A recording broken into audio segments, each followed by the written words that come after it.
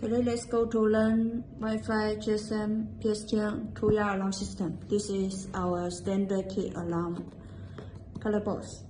And now let's go to learn APP. This is Tuya Smart or Smart Life. Let's choose this one.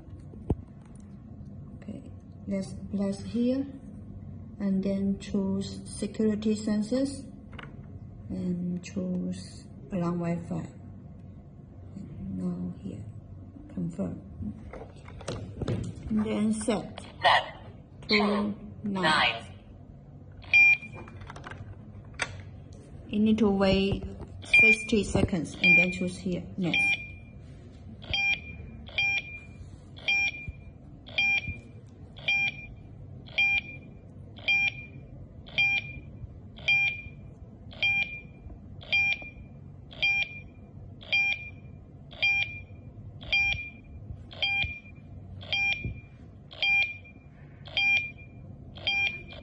Successful.